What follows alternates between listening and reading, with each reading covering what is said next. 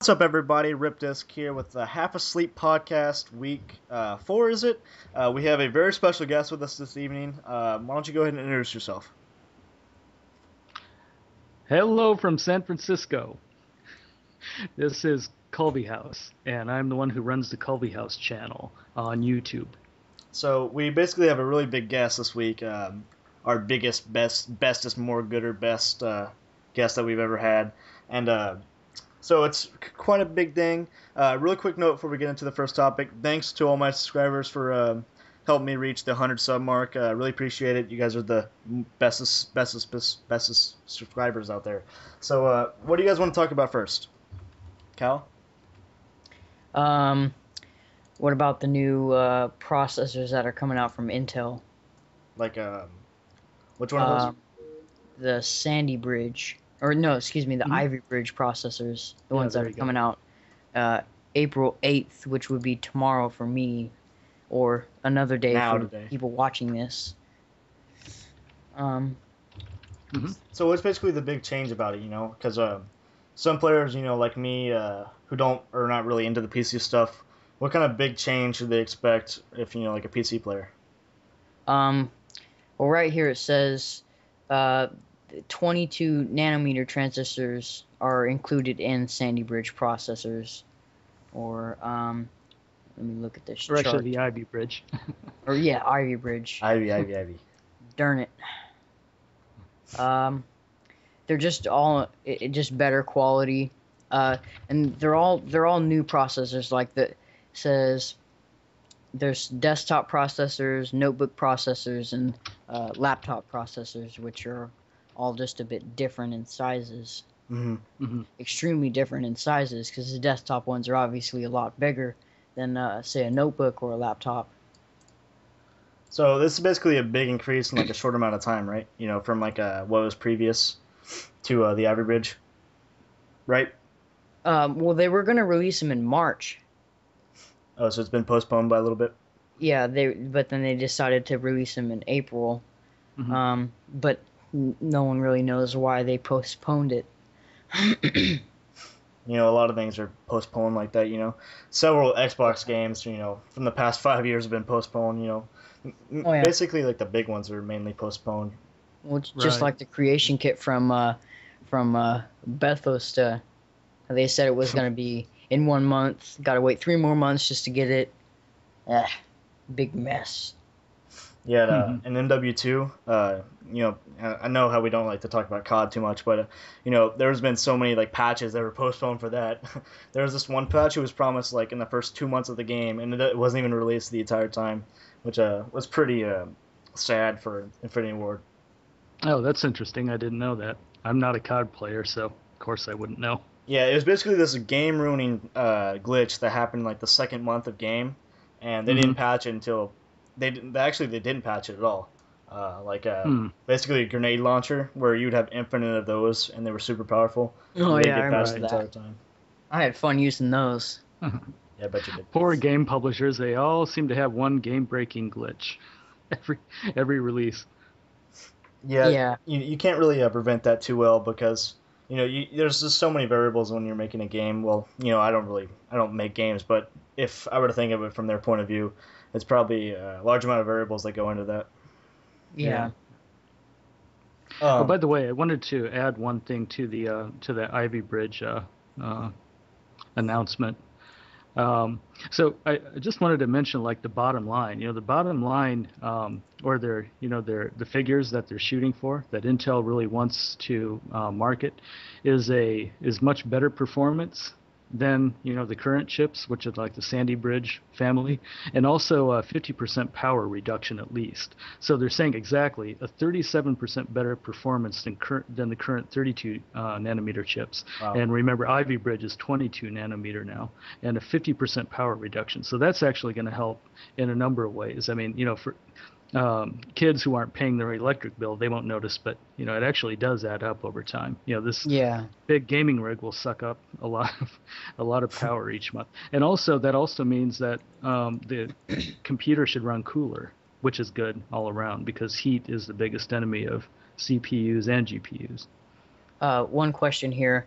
Uh, is there really any difference when you overclock for say like an i7 versus an AMD Athlon processor, or is it any different between the two companies?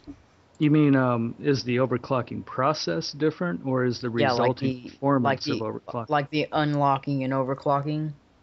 Well, I think it's roughly similar. Yeah, there's different procedures, and there's different best practices, which we call them, and there's different uh, like freeware that overclockers tend to use when you're overclocking an Intel CPU as opposed to an AMD. Yeah. Yeah, I spent an entire day unlocking and overclocking my processor. Oh yeah, It went, it's not an easy process. Actually, it's a good experience. If Yeah, I you're would getting imagine. into, yeah, yeah, yeah, it's just like rooting your phone, like rooting a smartphone, like an Android well, or an yeah, iPhone. It's like a yeah, 50-step process. yeah.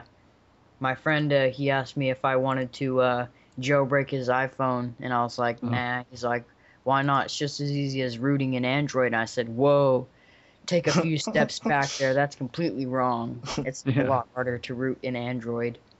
yeah, yeah. It's like it is a 50-step process because I had to do that actually last week. Yeah. And another thing about the overclocking thing, uh, Uh-huh. 1 day's work of unlocking and overclocking my processor, it came Hmm. out of the box at 2.9 gigahertz, and completely done overclocking and everything. It came out Hmm. at um, 3.3 gigahertz. Hmm. So I boosted Yeah, a total of 4 gigahertz. Or yeah, a no, little over 2%, like 2.5%. yeah. Um, but that's still pretty good. I mean, that's a decent amount of overclocking. Yeah, I So. can I can tell, like I can feel the difference. Everything is just a lot faster when it pops up and everything. Hmm. You gotta love that feeling Yeah. when you know everything's popping up faster. But a little thing I wanted to segue. That's what she said. But a little thing I wanted to segue into, since we're talking about how things are changing, and, processing power and stuff like that. Went back and I played Grand Theft Auto San Andreas because some of my subs may Hmm. know that I'm going to start a Let's Play for that sooner or later. Oh, I good. think when I hit like 25 parts for my FNV Let's Play. But Hmm. anyways, back to the thing. I was playing it, and it's so unrealistic. Like the moon, it takes up like the entire sky. Like Yeah. you can run over people and shoot people right in front of the cop.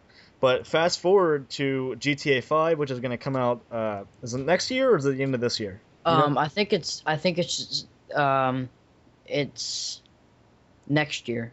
I think it's middle next year or maybe. Yeah, I Hmm. think so. But in that game, they've told us that we're gonna have to put gas in the car. We're Oh, gonna have to stop. Running red lights is gonna be a problem. But if you take a look back at San Andreas, if you shot up the entire school next to a police department, they didn't care. It was like, oops, no problem, no Hmm. problem. Yeah, I accidentally pulled the trigger and his head was just in front of the gun. Yeah, but but as time's going, games are getting more and more realistic, and sooner or later you're gonna get a point where you can't get any more realistic, and that's gonna be a big brick wall when it comes to gaming. Yeah, Hmm. another thing about that, filling up your tank in a GTA game. When I played San Andreas a long time ago on on my big brother's computer, he had this mod on for multiplayer and single player, where you had to go to the gas station and fill up your any kind of car that you were driving, and then it would take a certain amount of money. Like Oh it wow, was like a changing economy. Like the gas prices were always different when you go to the should thing. have been pretty Like high in California and San Andreas. yeah, yeah, Yeah. they weren't like how our prices are today. They were like 50s gas prices where it take 1994. like $12 out of your wallet. We need to have like $1 million, so it didn't matter. And then as you would drive, like all the cars got different gas mileage. Like I think it was kilometers. It wasn't mileage. It was like kilometers or something like that. So it Hmm. was some tremendous space-taking mod that filled his mod folder. But it Well, was a really cool mod. I liked it. There's a couple things in like society where this is getting into a little bigger, like a broader thing.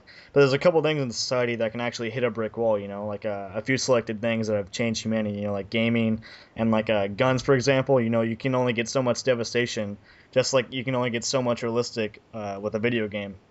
And I think that's pretty interesting. How sooner or later we're gonna actually hit that brick wall where you know are we gonna implement ourselves into the video game? Well, we already are basically with the Kinect, but you know how I'm talking about, like actually being inside of the game, like kind of like a Yeah. simulator.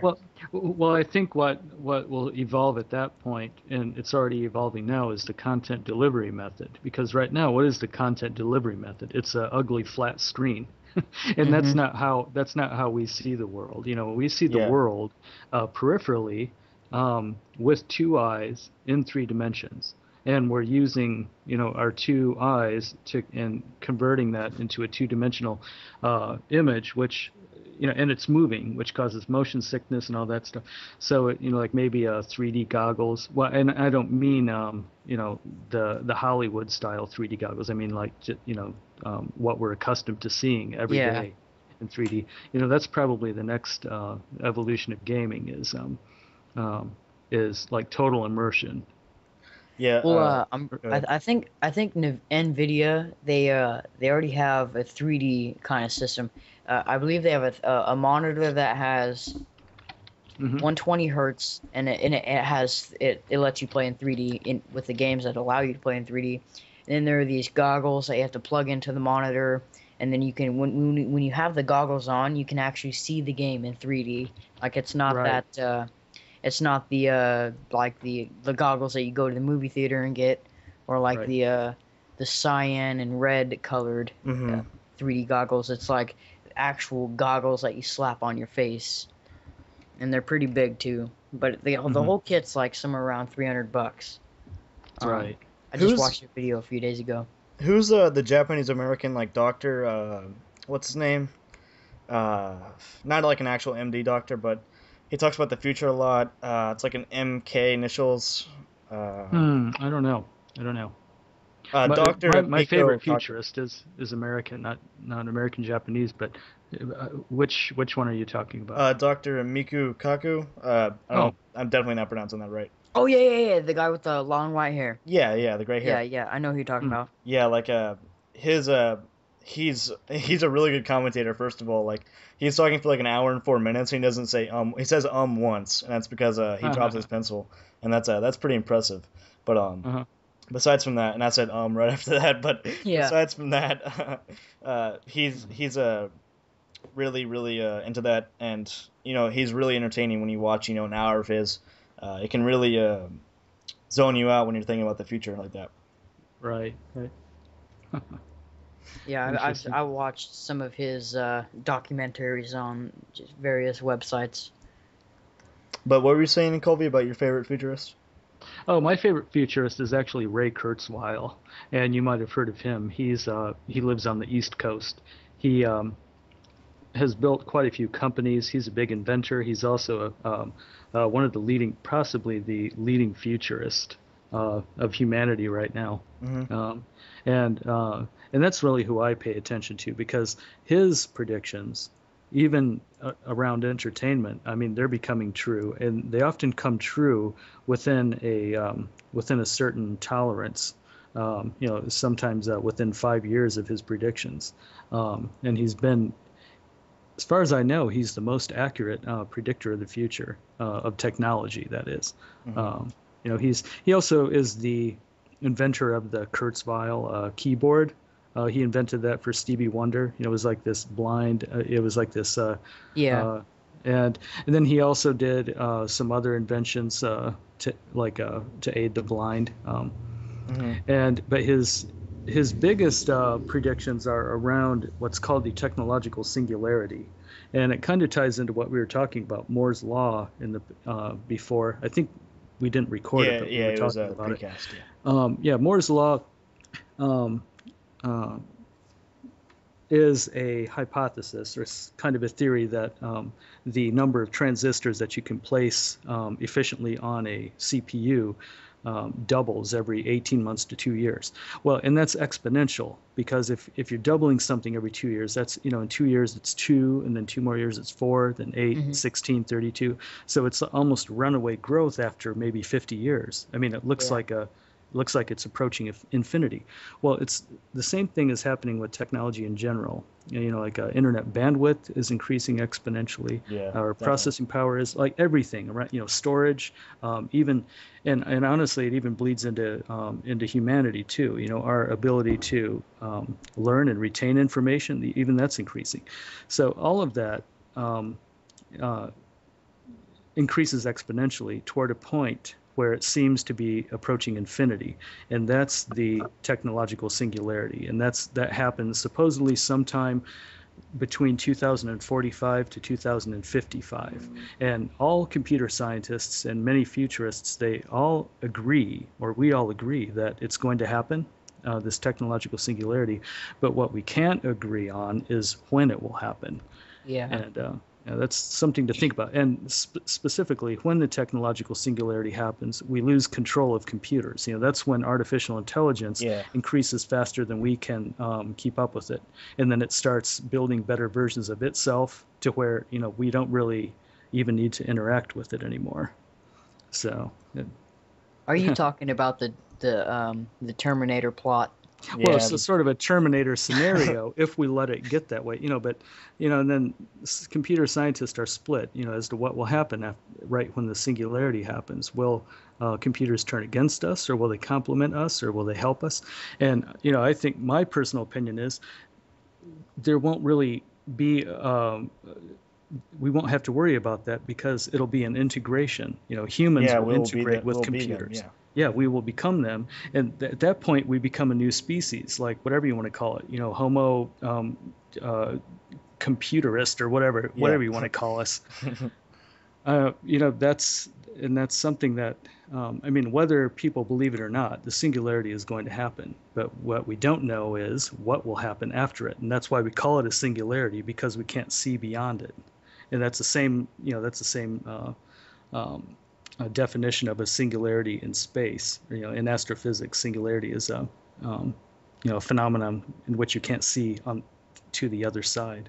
Yeah. Yeah. Well, what do you mean, like, see the other side, like a black hole? You can see into it. Yeah, exactly. A black hole is a singularity in its center. Yeah.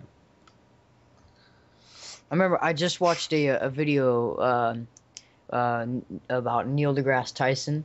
He was explaining what would happen if you were to venture into a black hole, how every molecule in your body would split apart, and then tree or branch off, and then that would split apart, and then on infinity until you just like be this pile of atom.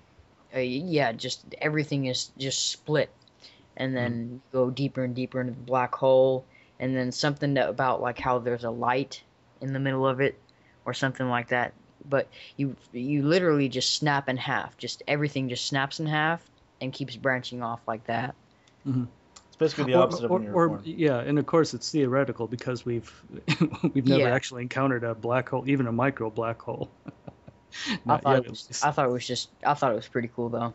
Right. I think it's nice how we have all these statistics and formulations of what we don't actually know exists or not. Mm-hmm.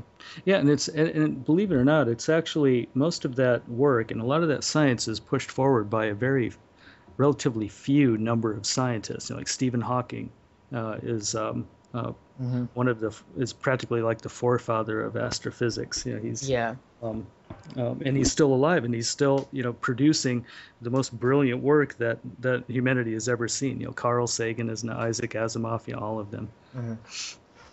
I think if Stephen Hawking were somehow just able to talk again, he'd blow everybody's minds with everything that he has in his. Didn't he lose his voice when he was like 20 or 25 or something? Right. Yeah. But he can still communicate though. He communicates fine. It's just it takes him much longer to communicate, and his communication is very inefficient. And what's often unspoken in his mind is how frustrating it is that he probably thinks that at the speed of light, but then he can only communicate at like a mile an hour. Yeah. I was watching a like a forum with him, Carl Sagan, and the creator of 2001: A Space Odyssey. Arthur C. Clarke. Yeah, yeah, and it was he was lagged behind by so much, and they had to sit and watch him, formulate what he was saying. And I Well, thought that was interesting. doesn't he have that The little keypad.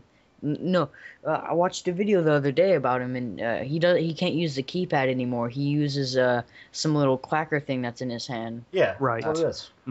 And then he clicks it to go down or up, and just some like buttons on it. Like he can't use the actual keypad anymore because Right. his disease has gotten so Mhm. bad over the course of his life. Yeah, it's too bad. I can imagine how frustrating that would be. It's like Oh yeah. yeah. Well, yeah, it's like trying to explain why or it's like trying to explain why the universe works to a 3-year-old. Like the Mhm. 3-year-old just doesn't understand it. Right. And he actually researches so much more than just astrophysics. But he needs to focus on one thing because he can only communicate at a certain speed. And I'm sure that he's already considering artificial intelligence and the technological singularity that'll happen. It's going to happen after his death, unfortunately. But I'm sure he's deep in thought about that as well. It's just that he can't really. He doesn't have the time to share his opinions on that. I think that's really interesting. How the majority of people who make these wild factual statements and blow everybody's mind, how they know this much stuff, like scientists like Neil deGrasse Tyson and people Hmm. like that. They probably won't be alive when most of what they're promoting will actually happen, which I think Right. is very Yeah. unfortunate. Yeah, and there is an exception to that, and that's Ray Kurzweil. He's known as his nickname is Pill Popper, and he does pop pills because he is trying to maintain his health long enough to see the singularity happen, and that is so genius. It's like he's not just fantasizing about the singularity either. He He wants to be there. uses data. Yeah, he uses statistics and data, and he has a whole team of people working on this data to extrapolate, what might happen in 10 years, 20 years, 30 years, because he expects it to happen within the next 35 years. That's still within his lifetime. He pops pills and he does all this, interesting health routines to keep his body at a slightly alkaline level. Whereas ours, I mean, unless either of you are specifically monitoring your pH levels in your body. Not Ours No. are really. probably all acidic. We're quite acidic right now. Well, he maintains a slightly alkaline pH balance. So he's able to extend his life just long enough for the singularity to happen. And Like then, of what? course, once the singularity happens, then we discover everything right away, like longevity, the key to anti-aging, cellular aging, and reversing all of that, so we could live forever. That's pretty smart. It's Yeah, even like yeah. 101 when that happens. I think Yeah, but something like he that. can easily he can do it. He had a close brush with death. I think he had a heart attack or a cardiac arrest of some sort a few years ago. Yeah, That would suck if you got like hit by a car or something. Like, yeah, like that's the only unfortunate. Yeah, yeah, everything can change. but this is a little unrelated. Like, this is gonna jump in, from a really interesting thing into, a very gaming only type of deal. Would you guys rather live in Rivet City or the Strip on New Vegas? Kyle. Oh my gosh. Ugh. I'll kick mine out real fast. New Vegas all the way, because I would not want to have Russ Long. F that. Russ Long would be the worst thing that you could possibly have. Right. Yeah, just Rivet. Yeah, I would go with New Vegas. I mean, New Vegas is dirty, but it's its own kind of dirty. Uh, Mhm. but Rivet City is like you can open up a door and there's just like this rust fog all in the room, and everything is just dirty, disgusting. Then some guy goes in the room and sleeps in the bed, and you're just like, ugh. How do you just put you out of your misery right now? And Mhm. everything is just dirty there. Yeah, I don't like it. The only thing I like it there is that there's the workbench that you can steal the bottle cap mine from Yeah. That's right by the interesting. staircase. I don't know why they didn't make what was I gonna say? Continue. I'll think about it in a second. Well, why don't I tell you my preference? Yeah, go ahead. Yeah. I'd have to choose Rivet City. Because first of all, I like the Capital Wasteland more than the Mojave Wasteland. There's just more going on. It has a like a more national feel to it, of course, because it's the remnants Capital, of the capital of the former United States of America. Also, there's a science laboratory inside, and I don't know of any good science experiments happening in New Vegas. Like anyone pushing science forward, it's mainly just a bunch of like power hungry moguls trying to one-upmanship. That's more like what Vegas is. It's a lot of clans and one-upmanship. Whereas like Rivet City, there's actually some real continuity of humanity going on. But science research and things like that. In Gamora, I bet there's a lot of biological functions happening in Gamora. Oh yeah. So you can probably count that in for the science part of the strip. Yeah, I would have to say New Vegas because I mean, even though Project Purity or the what is it? It's not the Lincoln Memorial. It's the Jefferson Memorial, Rotunda, Memorial. Right there. Well, that place isn't all that dirty once you kill the super mutants and the centaurs out of there. It's not that bad, but I would still have to choose New Vegas. Even though there are thugs that walk around trying to kill you for nothing. What really made me mad when I was playing Fallout 3 is that when you would discover all this factual statements and like evidence for the founding fathers and stuff, and these people had no idea what you were talking about. That would just frustrate me so bad. Yeah. It's as if they could like go over the game and just boost everyone's intelligence by 25. Even though the level cap is 10. Yeah. Right. Hacks. Or just increase their AI so they don't walk into a wall and try to shoot it because they think it's an enemy. Or they don't walk right in front of the door. Yeah. That'd be a great addition to Fallout. Yeah. That was a fun question though. You should think of a few others like that. Not necessarily for Fallout, but maybe any Bethesda game. Mm-hmm. What about, is this a good segue into like Elder Scrolls Skyrim DLC? Sure. Go for it. Maybe we should start with that. Hey, go ahead. Cal, I don't know. Yeah, go ahead. Cal, did you have any information? Okay, well, I have a question. Where would you rather live, Skyrim or Cyrodiil? Oh, that's a good one. I'll let whoever wants to go first. Oh, I'll start. I'd rather live in Skyrim because there's more pixels. Well, that depends. You might have you can go back and watch your later videos and you can learn how to mod like a pro. But I would have to say Cyrodiil. Right. I like that place a lot better. It's not all snowy every damn place, and I'm just not a fan of the snow. Yeah. I would choose Skyrim just because of the College of Winterhold, because I think, the College of Winterhold is like one of my favorite.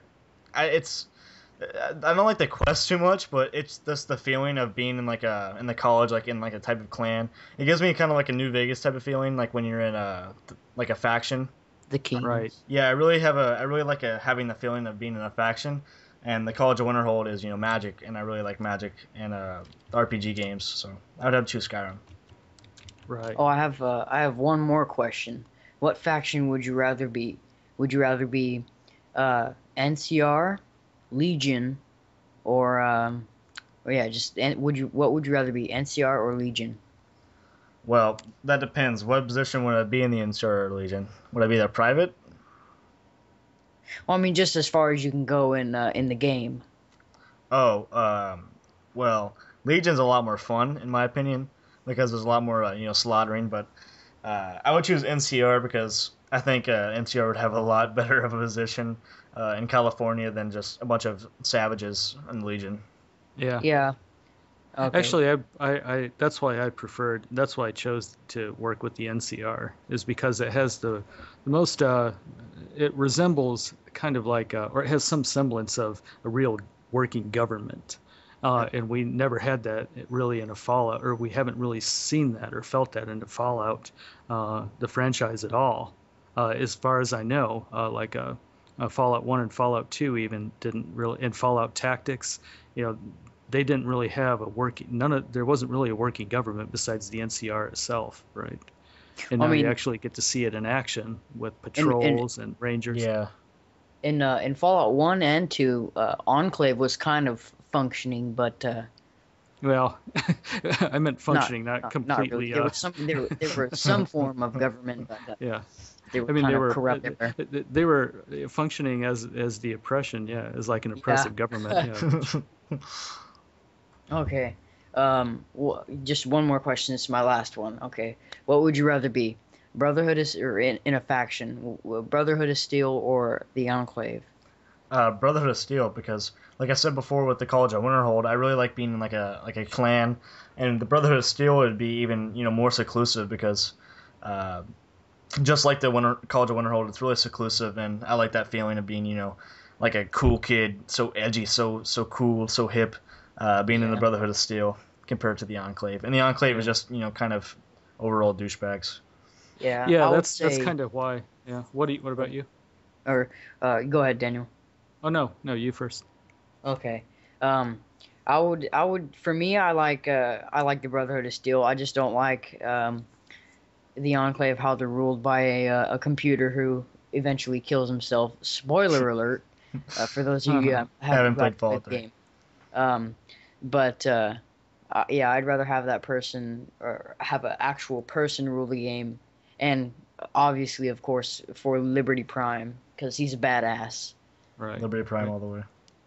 Yeah, and same here, Brotherhood of Steel, because they it's actually written as kind of a xenophobic clan or a xenophobic faction, and they're not technophobic. They actually like to hoard technology, right? But they're somewhat xenophobic, and there's some comfort in that, and there's a lot of reality in that because every clan to some degree is xenophobic, right? Yeah, they don't, they kind of reject everybody else's ideals and just make it their own.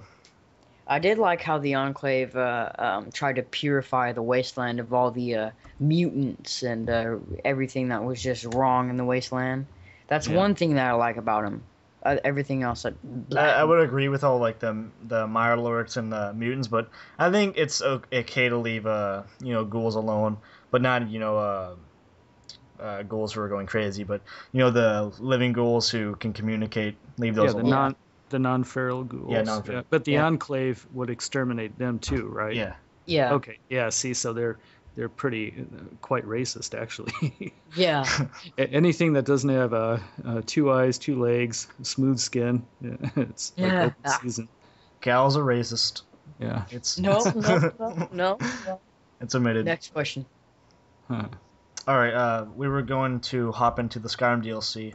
And does anybody have any insider details or any thing they would get any information? Well, why doesn't someone mention the Pete Hines tweet from yesterday or a few days ago? I didn't catch that. Did anyone else catch that? Well, I'd have to find it really quick. But he essentially said, "Hold your horses." He didn't say that. I mean that's a cute pun. But hold your horses. There's some exciting things in store for April, and he specifically mentioned April for both Skyrim fans and something else. I can't remember what he mentioned. But yeah, so maybe maybe he's talking about where they're going to reveal the first DLC. So maybe we should talk about the rumors around that. I forgot the name of the domain that they reserved, and there's all kinds of buzz around that. Kyle, do you know what? It was something like, it wasn't Blood Moon. It was something like, I honestly don't remember. Yeah, I don't remember either. It's on the tip of my tongue. I don't understand what Dawnstar is. Was that like something? That's it. Dawnstar. Was that like something from an earlier? Was that something from a earlier game in the Elder Scrolls? Oh wait, no. I don't think it was Dawnstar. Dawnstar is a city. Oh yeah, that is a city. Toward the top. No, it wasn't Dawnstar. It was something else.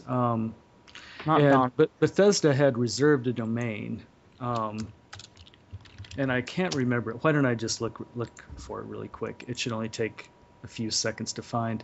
Dawnguard? Yeah, Dawnguard. Yeah, That's it. there we go. Dawnguard. It sounds like Dawnstar.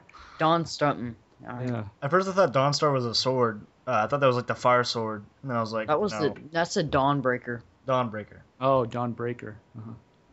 Yeah, so Dawnguard. Interesting. So that may be what Pete Hines is talking about. They're going to reveal what it is, if it's Dawnguard, but then it's all rumors at this point. We can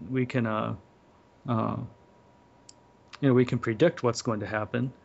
We can hypothesize, but we know pretty much what PC gamers want, because PC gamers have already been able to enjoy all these mods like free horse armor, and texture enhancements.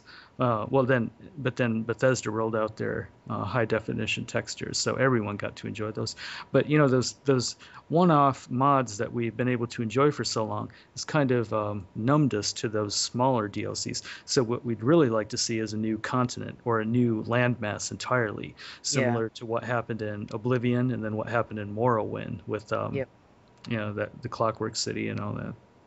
So I assume that's what they're going to go for, even though Xbox 360 will get the first two DLCs 1 month before the PC. Yeah. There's always the torrent. Yeah. That you can find somewhere. Yeah, a little less than free and a little less than the release date, to put it that way. But you just mentioned like an off-continent type of DLC, and that brought me back to Fallout real quick. Has a Fallout game ever had the DLC inside the wasteland, or has it always been some off place? I think it's always been off the place. Well, Broken Steel was essentially an extension of what was already in the wasteland, just populating it with more locations and events, right? Yeah, I think that was like the only case of that actually. Like, let's see, Operation Anchorage. Broken Steel. Well, yeah, you're right. I think that's true. Wait, what? The question was, sorry, what was it again? Like, Fallout DLC has always been, kicked off the wasteland. It's been on some other place. Like, if you take Anchorage, for example, you're in Anchorage, you're not in the wasteland. Like, Point Lookout, you're in Louisiana, or like a bayou. It's actually in Maine. Yeah. Oh, yeah. Louisiana, Maine. Maine. And then in Fallout New Vegas' case, all 4 DLC packs were off map, or, off the main landmass. And now I don't know about Fallout 2 though. You've reached the limits of my. Another thing about the Fallout New Vegas map, if you look on your Pip-Boy, it looks like as if, actually, the New Vegas, the 1 DLC, Lonesome Road, it actually enables you to go into a new populated area of the map, like it's. At the end. Yeah, that highway section where you can get the Great Bear grenade rifle or something. Mm-hmm. And special Scorched Sierra power armor. Mm-hmm. And then, was it the same with the Legion place? What Legion place? It was like, where... the fort? the Cottonwood Cove. Yeah, but it was still on the map, though. There was a boat that you could take and it'd go... I don't know if it was on the map or if it wasn't. Yeah, it was. Well, it was actually off map, but just like slightly off map, like down the river. You couldn't access it when you're like on the foot, but no, it was theoretically on the map. Right. Yeah.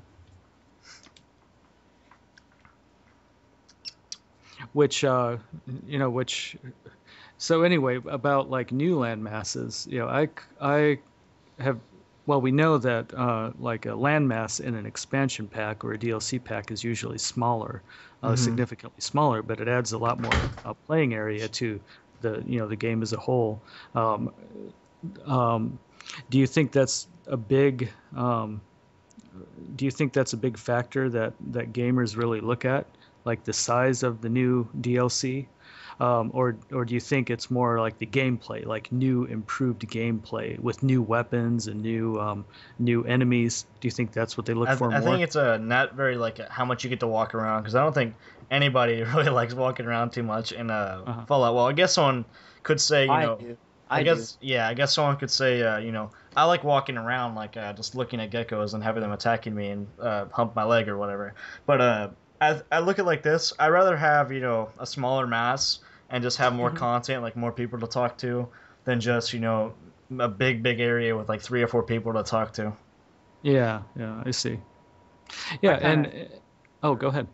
uh, I kind of contradict that, Aaron. Like the way I like it, I like a large area with pretty much everything that I would need, like at least a few cities, towns, uh, that miscellaneous towns and stuff like that. And then those towns are populated by certain factions, different groups, and everything like that. And then obviously like more weapons and everything, because what kind of DLC is a DLC Yeah, you without obviously want some weapons? Right. weapons. Yeah. Yeah, I mean, most if not all game studios will release a DLC with new weapons. Except Activision. Yeah,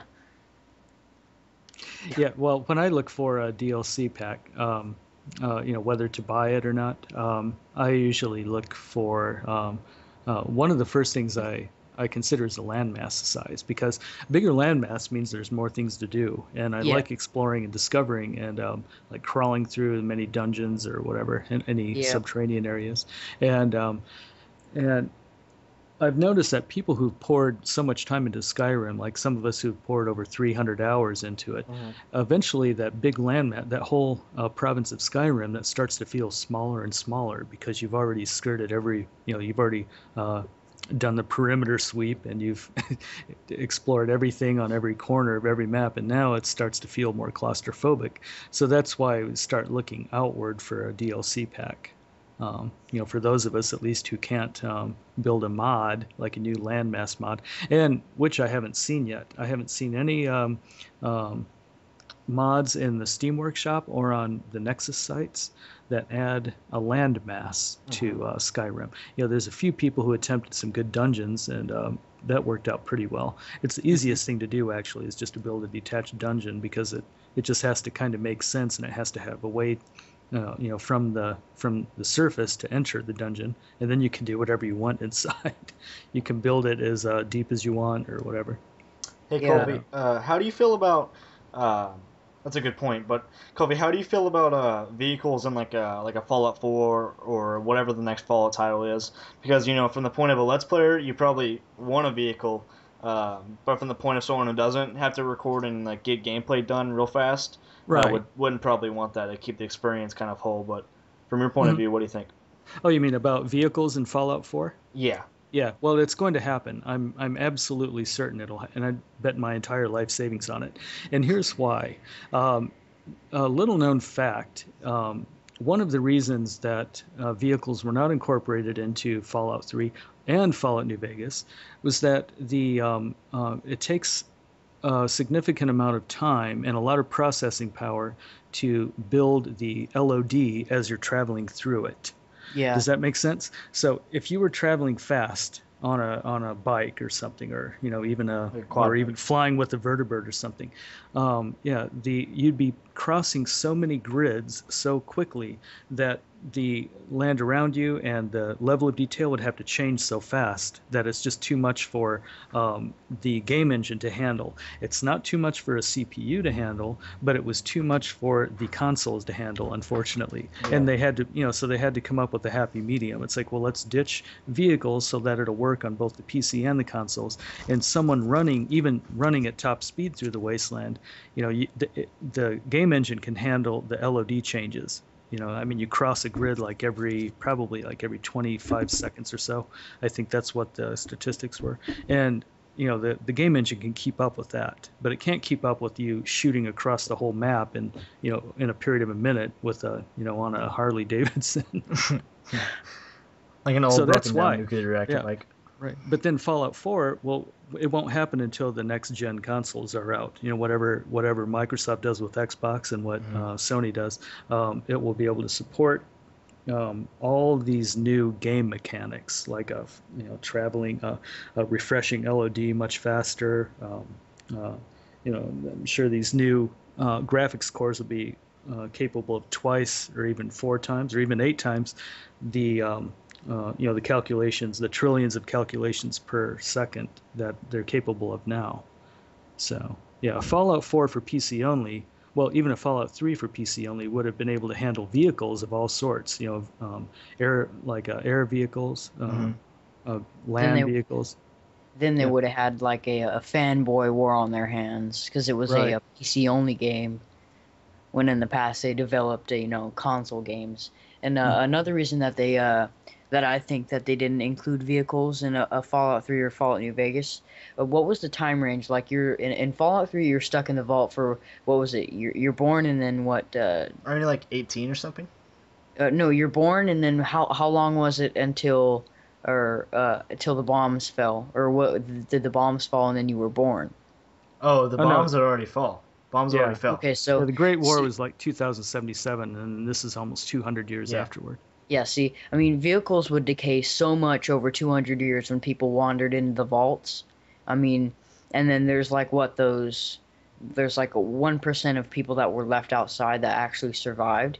And I highly doubt that they would actually maintain vehicles. And, that's why I think all the vehicles are just like rusted up and parts are missing and everything. Hmm. Because no one was there to take care of them, they're all just crapped out and everything. And even if they did save the vehicles and put them in vaults, you got to take into the factor that the majority of the vaults were tempered with and they were completely messed up. So you Yeah, couldn't. the vaults Yeah, were just experiments. yeah, Like sabotaged already. yeah, like shoot, what was it? One of the vaults, Vault 11, I believe, in Fallout New Vegas. Uh, they would have a special person that got voted by everybody, and then go down into the overseer's office, and then the little elevator thing would open. You'd go down along that long hallway, and then you'd go into the room and you'd sit down, and then they'd tell you about how you had a wonderful life as a the vault martyr, uh, and then these side panels on the wall would collapse down, and then there'd be robots and sentries and What? protectrons shooting you and killing you. Yeah, or Uh, euthanizing you. yeah, they're just all the vaults were experiments. Yeah. Vault 101 wasn't even supposed to be opened; it was supposed to stay shut. Right, right. Well, and another explanation as to why all the vehicles were destroyed would be the EMP bursts that would Yeah, result from Hmm. nuclear blasts. That would essentially destroy the circuits in every vehicle, every vehicle that was exposed on the surface. And there were probably only a few vehicles that were intact and protected. And then the other thing is, so why wouldn't we build more? Well, after a nuclear war, any nuclear war would essentially cast humanity back into the Stone Age, and we'd be pretty much left with whatever little technology still remained, and then we'd have to spend the next 200 years building the knowledge again to start producing more vehicles. So which is what the Enclave did. I think with the help of the AI, they figured out how to build vertibirds. But that was yeah. about the only thing that survived. Possibly because many of the vertibirds were underground and protected in bunkers when the bombs fell. And maybe they could have this kind of side quest or main quest in Fallout 4 when they finally release it. But like you can go and like wander across the wasteland or wherever its location is at, and Mhm. you find parts to build a car. Like you find, let's Yeah, you say, were talking about this earlier. yeah, like you could find like the body of a car, and then you'd have to somehow find a way to like Stick Put it a in the lawnmower garage. engine. Yeah, yeah, stick a like lawnmower find engine in a way there. to chop it all up and then put it in your backpack and then like be over encumbered the whole way and just walk across the wasteland, like make several trips, and then just find like pieces for a motor, like pistons, Yeah. uh, igniter caps or spark plugs, and it's just random stuff like that. And it would take up quite a long time just to get this vehicle going, and Then then you'd have mechanic clerks that you'd have to buy parts from them. Then yeah, you'd or have you like could the just go to a junkyards. workbench and just like Junkyards. slap all the pieces together, and then all of a sudden you got a vehicle on your hands. Mhm. Or just take it Yeah. to like some Right. mechanic, and then he'd spend a week building it, and you just obviously wait for the entire week or 24 hours repeatedly. Yeah, Seven. and those kind of features were essentially in Rage, right? By ID Software, Yeah. uh, or whatever, however you want to pronounce it.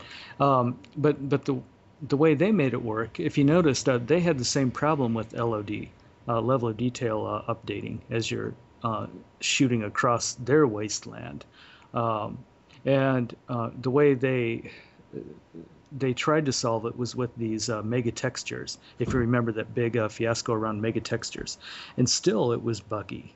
There were all these problems after launch about this mega textures, and there were a bunch of patches that had to be released to fix these mega textures so that they would actually update correctly. And the way they dealt with the textures is that they only draw the textures in your field of view. And that's interesting. That's one interesting way to deal with it. But then as soon as you whip around, then you see, it's very ugly. It's like you can see your CPU scrambling to, build the land around you as you're. Yeah, like in Grand Theft Auto San Andreas, like I mentioned, I was playing it before. You can go down if you get to like any vehicle at all, even if you're like in the Crown Victoria taxi, like even the slowest vehicle, when you're going down the highway, like a long strip. Everything will pop up right in front of you, and a whole group of cars will like come out of nowhere, and you can just run into it. It's a mess. Yeah, well, all of that will be history with the next generation consoles, I'm sure, and then we'll look back at like 2000 and 2010 one day and say, oh God, how could we? Yeah. How did we ever get past that? Yeah, I remember I was playing Grand Theft Auto 4 the other day, and I was doing some experiments to see how low my frame rate would drop if I increased the level of detail, like how far away it would load, how close up it would load, and so I put it all the way down at the bottom, like on the first bar, and then I played some multiplayer, and it said on the minimap that the guy was like 15 feet in front of me, and I could not see him. I zoomed in on the scope, couldn't see him. I drew the level of detail up, like how far you could see, and yep, he was right in front of me. I couldn't see him because I didn't walk forward. Yeah. So you pop up on the thing. A quick little thing about last podcast, I mentioned that these consoles are not even from this decade, which is kind of weird if you think about it. Yes. And I think that's why a lot of publishers and developers are kind of slowing down their development. They're waiting for these next generation consoles. As soon as they're released, the game market will explode. We'll see the best games. We can't even imagine the kind of games that we'll get to enjoy. I think that's when the COD will be beat. Yeah. But until then, you see, the titles are just kind of trickling out. And we're getting all kinds of interesting stuff happening in 2012. Assassin's Creed 3, Diablo 3, what else? BioShock Infinite. I'm missing Halo a lot of them. Wait for that game. Yeah, there you go. But these are just kind of like placeholders to let us know that publishers still exist until these next generation. And I don't understand what's taking Microsoft and Sony so long. Maybe Sony could light the fire under Microsoft's butt and release their next generation console. That would be a big blow to Microsoft. Yeah, well, they're going to release them roughly at the same time because they're racing each other. But then, if one developer one hardware maker isn't ready to release theirs, then they're going to spend more time getting theirs right. But I can guarantee you they'll be like 1 month apart, just like Intel and AMD is with their new processors. Yeah. One thing I wanted to mention, I don't know if you guys heard the rumors that Valve was going to make their own console. I think it was called the Steam Box or something like that, but it was like it would have Steam built into it, like you could sign into your thing, like your Steam account, and then you could download games, play games right in your Steam library. So instead of having to develop for 3 platforms, now it's going to be 4. It's just a matter. Yeah. See, I don't know if game developers will even be able to handle developing for more than 3 platforms at once. I mean, 2 is a challenge. 3 is a nightmare, but 4 would just be downright impossible unless you have a team of 200 developers, which no one can afford, by the way. But there weren't any really specifications. It was just a rumor, like, hey, Valve's going to make a Steam box. Let's all get hyped up about it. But there weren't really any specs about it. Like, there were no processor things or RAM or any kind of like graphics cards needed for it or anything like that. So it was just a huge rumor. But I found it to be really interesting because if they did do that, that'd just blow everybody's minds and just, wow, a Steam box. It's funny how fast the community can react to something like that, even if it is a rumor. Yeah. Yeah, but then Valve is software. Valve isn't hardware. It's they kind of breached their their core competency, or what they're good at, which is building games, by introducing the whole Steam platform to begin with. And luckily it was a success for them, but but hardware, that's a totally different beast. That's like the Department of Treasury, starting to declare war on countries. That's exactly the best analogy they could fit. Yeah. Well, I thought it was interesting how PS3 kind of coincided with Steam, or Valve, you could sign into Steam on your PS3 and play games like Portal 2 and Left 4 Dead, like from your Steam library that you downloaded on your computer that you actually bought. You could play those on your PS3. Wow. I thought that was really cool because it was like that whole cloud deal right when it came out. Mm-hmm. So it was like cloud on steroids. Yeah, I haven't really touched anything with a cloud. I don't really, care for anything like that. I'd rather have it with me. I don't want it anywhere with anybody else accessing it. Yeah. Well, and not a lot of games support like Steam Cloud. The games that are on Steam, most of them don't support it right now. And you have to specifically support a cloud type of hosting. If you're going to host your files or even host your configuration. I think Steam's goal was or Valve's goal was to have Steam totally, abstract your entire game out to the cloud, to where you could download, like what I did. Like if I lost my Fallout, when my hard drive failed, I lost everything. Yeah, and I had to rebuild my character. That wouldn't happen with a cloud-hosted service, where it's storing my configuration, even storing all of my mods, storing my game saves, everything. That would be nice, but almost no games support it right now. And that would be like you said earlier, it's a big trip for so many platforms to cover, and then you gotta implement where you're gonna save these game files at, and that would be a whole other mess. Yeah. Well, they're saved. Valve wanted to do a cloud-based storage, which, and the whole definition of a cloud solution is that you don't know where it's being saved, and you shouldn't care. And that's true. It's saved securely, abstractly, and anonymously. It should be like a fire and forget. Yeah, exactly. Don't drink the Kool-Aid if you don't know who trusted it. If you don't know who poured it or whatever. So that's it. It's like a lot of, cloud hosting is great. Cloud services are great. It's just that it's going to take a long time for people to trust them, including gamers, maybe especially gamers, because we're particularly paranoid about hackers, hacking into games and hacking into our accounts, and Yeah, I know what losing data is all about. It's kind of like you've known someone for a long time, and then all of a sudden they just don't want to talk to you anymore. You just lost all that data. I lost my whole hard drive, and I had to rebuild my Fallout New Vegas character, my Fallout 3 character. I lost all my saves for every game that I had, which is about like 17 games that are in my Steam library. All my mods, like in Gary's mod, my mod folder was almost 10 gigabytes. Yeah. So I had to go find all those mods that were scattered around the reaches of the internet. I have a related experience. MW2, which I've already bashed enough on this podcast, but I downloaded the first DLC with a credit card that I've had on my Xbox. Well, that I had on my Xbox for a long time. Right. And it turns out that credit card was expired when I purchased the DLC for it. So what they did is that they banned my Xbox Live account permanently, and they reset me on my level in my MW2, and I was like 4th prestige, which takes a little bit of time. So I had to call Microsoft and get my account unbanned, but they couldn't, reset me back to my rank. And I didn't put a credit card on my account for like the next 2 years because I was afraid that something was going to happen to it. Right. Yeah. I don't know if you know this, but there's those people in Call of Duty who they're called D-rankers. Like you join their lobby, you go into a game with them, and all of a sudden you leave the game and you're a straight up level 1, no XP, no nothing. All your weapons are reset. That happened to me. I was playing the first week that I had Black Ops. I think I was a level 24, and I was just saving up enough currency for COD points. COD points for a gun that I really, really wanted to get. some Yeah. guy invited me to his lobby. He's like, "Hey man, I need some people to play my game with me." So I was like, "Yeah, sure, why not?"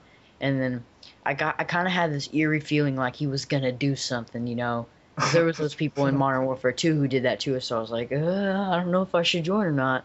I joined, played the game. Game ended. Got out into the lobby. Level 1, no XP. All my guns reset. All my COD points reset. I was one mad son of a bitch that day.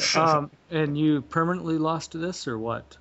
Yeah, everything Yeah, was there's no gone. way And how getting was that he? No way back. to But I get don't that back. understand how the game publisher's platform would be that easy to hack. I mean, that's like a Oh, that's how major. COD is. Wait, That's how COD is. that's how Oh Call of dear Duty works. God! Yeah. It's just So you they plug in a so USB. yeah Mods find a way into your The directory. the deal is COD is a 1 year game. Like each COD, you know, they have Infinity Ward making one game, then they have Treyarch making the next, and those are both supported by Activision. So when they make their game, they make it only for like they only give it coverage for like a month where they actually protect it, and they only release like 2 or 3 patches, and that's only just to make their DLC fit into the game, Right. to make them more money. But they don't Yeah, actually to care make- about right. And so while they're release their game, they're already making their next one. So they don't really care about what's going on in this game. Yeah, Yeah, it's too bad. I mean, they should take some cues from Blizzard. Blizzard is actually Yeah, incredibly good. they still update StarCraft 1 Yeah, yeah. it's kind of like World at War. I don't know if you guys have the and game. COD 4. Yeah, but occasionally I'll go back and I'll play those games, and there's just hackers everywhere. I'm like, come on, you guys made this game. Kind of have some support going on here and kick And these guys. Robert Bowen, you guys know him. Like he was the PR for Infinity Ward. He recently resigned, but he tweeted, you know, like a week before he resigned, which I think this might have been a factor of his resignation, is that you know we can't do anything about it because I wish I could do anything about it, but we can't do anything because it won't make us any money because that game's already 4 years old. Even though it's the best one that they made, the only good one that they made, Right. which is unfortunate. And actually, game publishers are going to have to transition away slowly from just being profit oriented or just profit driven, because now we're starting to see some independent developers who are able to develop and then publish their own games on a shoestring budget and produce great games Yeah, they can hit that the home public runs loves. Yeah, with low and budget. yeah, exactly. And if they can do it, then it's going to make the game publishers and developers look bad. You know, just doing nothing except sinking time and effort into whatever would make the most money, which would Yeah. include like pulling out of support and letting hackers take over.